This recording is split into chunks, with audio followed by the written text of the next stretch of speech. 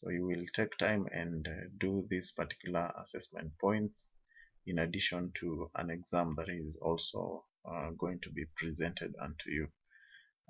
We are moving now to chapter 7. We are calling it economic growth and development, and we are simply saying growth is simply the steady physical increase in a country's productive capacity. So we often use this term that the economy is growing. So what exactly are we referring to when we talk about the economic growing? So we look at a country's productive capacity. That is the key thing that you need to note there. Then economic development refers to increase in per capita income. When you talk about per capita income, we mean per income per head, as it is indicated there. And when we are looking at the things that show us that the income is growing per head, we have what we call the indicators of quality of life, the levels of adult literacy, life expectancy or life expectancy, population per doctor. In developing countries, we have the doctor to patient ratio is not very good, and those are things that as the economy grows, we need to know how we can be able to improve our doctor to patient ratio, our teacher to student ratio, in order to be able now to be more effective and be able to provide better service to the citizens.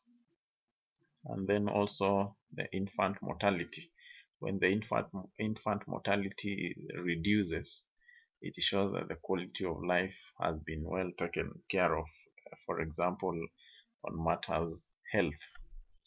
Then benefits of economic growth. Number one, contributes to higher living standards.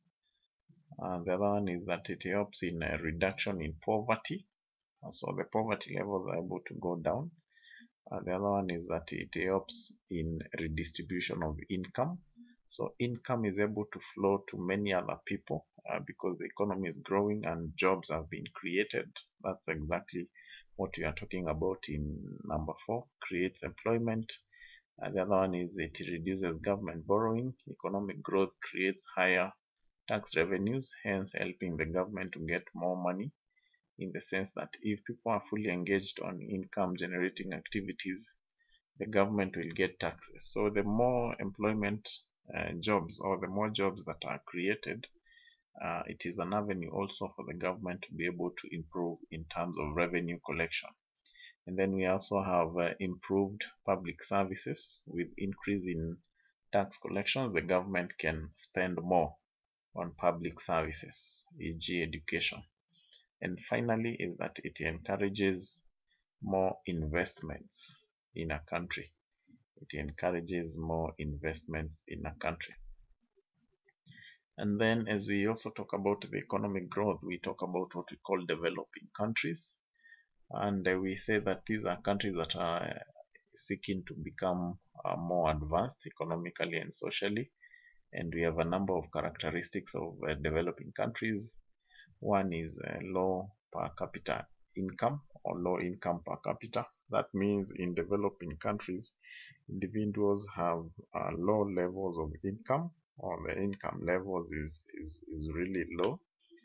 And the other one is high levels of poverty. This is because of a big percentage of population lives below the poverty line. And we have inadequate infrastructure and social services.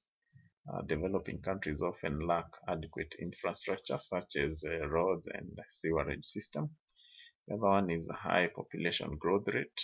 The birth rates are high.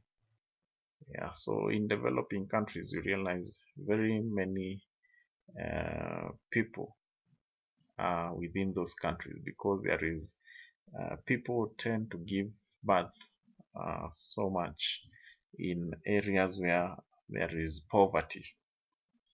And finally is the low levels of savings and investment.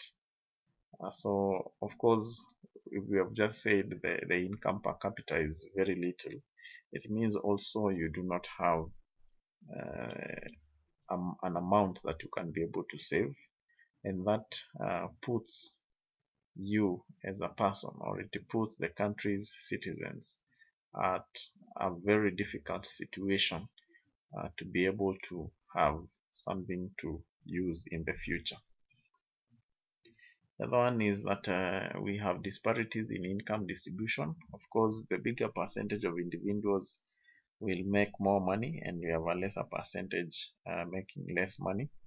The other one is a problem of unemployment, underutilization of resources. Most of the existing resources remain unexploited due to lack of capital or technology. The other one is a heavy dependency on agricultural sector. So developing countries are highly dependent on agriculture. And finally is high levels of dependencies.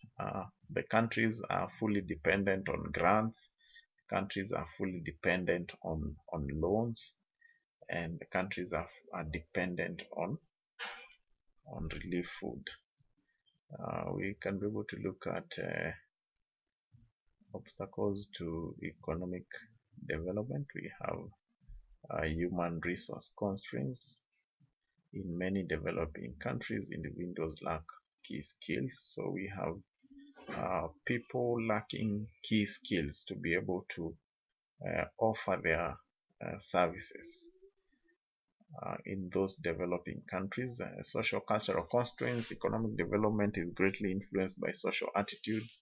Attitudes may be influenced by ethnic diversities around people. And the other one is lack of entrepreneurial skills, and we are saying the development of entrepreneurial skills may be prevented by government policies. So the government may have policies that are not supporting economic growth, or they are not supporting employment. And the other one is corruption and resource mismanagement. This is a major issue that is affecting businesses, and it causes a lot of trouble for developing countries. So I invite you to think about how can we solve, or how can we be able to deal with these obstacles in order to ensure that as a country continues to grow, the benefit trickles down to the citizens, and the benefit trickles down to everyone within the country.